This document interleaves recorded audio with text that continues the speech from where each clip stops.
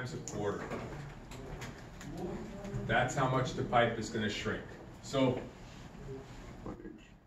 also pretty user-friendly, right? 4/4, right? Remember, in multiplying a whole number times a fraction, it's just the whole number times the top, right? Drag the bottom number over. 4/4, that's pretty simple, right? Turn it into an inch. So to mark this pipe, if I wanted to mark this pipe to bend it,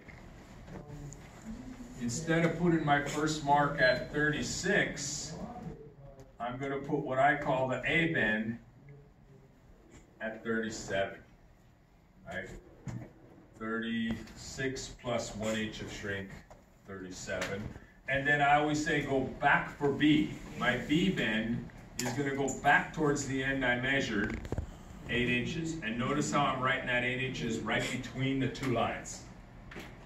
I never write that 8 inches here or here. Somebody might think it's 8 inches from the end, right? Put that 8 inches between the two lines, they never fool anybody. They know exactly what that means. So in reality, all I've done is shifted. I've actually shifted both lines, right? By moving this line and then going back 8 inches, I actually did move both, right? The distance between bends didn't turn into 9, it stayed 8. Everybody just shifted down the pipe. Then away I go. Bend 30, roll it over, no dog leg, bend 30, you're done. And the offset ends exactly where you want it to end. Last piece on these. When we bend these guys,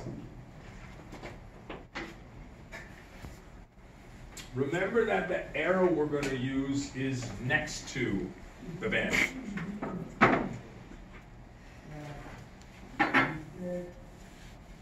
So think of that black line as where I want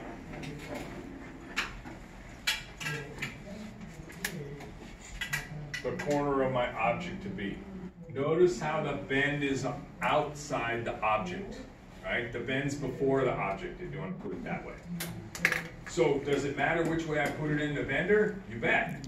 Because if I turn the bender around backwards, the bend's going to be over here instead of over here, and it's not going to work.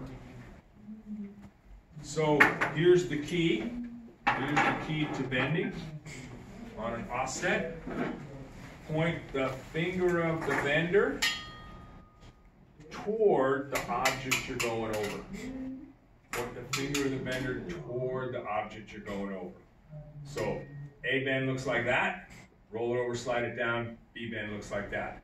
What happens if I don't do that? Look where the bend goes. The bend ends up in the wrong spot. It ends up above the object instead of to the outside. So what do I always got to say to myself when I go to bend this bend? Point the finger of the bender toward the object you're going over. Then you're 30, roll it over, slide it down, bend another 30, right? Finger of the bender goes towards the object you're going over. That, I can't think of two exceptions in